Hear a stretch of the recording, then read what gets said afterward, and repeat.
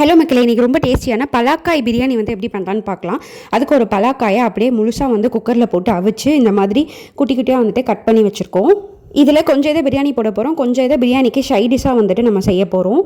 So இப்போ வந்துட்டு இதுக்கான மசாலா வந்துட்டு அரைச்சி வச்சுருக்கோம். என்னென்னா தக்காளி, இஞ்சி பூண்டு, கொத்தமல்லி, ஒரு தக்காளி வந்து எடுத்திருக்கோம். ஸோ இஞ்சி பூண்டு கொத்தமல்லி எல்லாம் சேர்த்து மசாலாவாக நம்ம பேஸ்ட் அரைச்சி வச்சுருக்கோம்.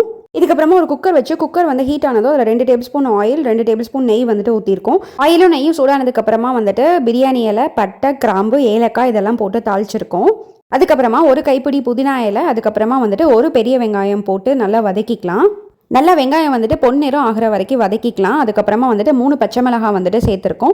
அதுக்கப்புறமா வந்துட்டு ஒரு தக்காளி வந்துட்டு குட்டி குட்டியாக கட் பண்ணி இதில் சேர்த்துருக்கோம். சேர்த்து நல்லா வதக்கிக்கலாம். அதுக்கப்புறமா நம்ம ஆல்ரெடி மசாலா அரைச்சி வச்சுருக்கோம்ல, தக்காளி, இஞ்சி பூண்டு, கொத்தமல்லி, அந்த மசாலா வந்துட்டு இது கூட சேர்த்துக்கலாம். அந்த பேஸ்ட்டை சேர்த்துட்டு அதுக்கப்புறமா நம்ம காய் வந்துட்டு அவிச்சு எடுத்து வச்சுருக்கோம் பலாக்காயை, அதையும் இது கூட சேர்த்துக்கலாம். தேவையான அளவு உப்பு போட்டுக்கலாம். நாங்கள் 3 டேபிள் ஸ்பூன் உப்பு போட்டிருக்கோம். 1 டேபிள் ஸ்பூன் வந்து தனி மிளகாய் தூள் போட்டுட்டு அதுக்கப்புறமா வந்துட்டு அதை நல்லா கொஞ்சம் வதக்கி விட்டுட்டு நான் வந்துட்டு 1 டம்ளர் வந்துட்டு அரிசி எடுத்திருக்கோம். ஸோ 1 டம்ளர் அரிசிக்கு 2 டம்ளர் தண்ணி ஊற்றி தண்ணி நல்லா கொதிச்சதுக்கு அப்புறமா வந்துட்டு நம்ம அரிசியை வந்துட்டு போட்டுட்டு கொத்தமல்லியும் புதினாவும் போட்டு குக்கரை வந்துட்டு மூடி வச்சிடலாம். ஒரு விசில் வந்துட்டு வரணும். ஒரு விசில் வந்ததுக்கப்புறமா 10 மினிட்ஸ் சிம்மில் வச்சு வந்துட்டு தம் போடுங்க.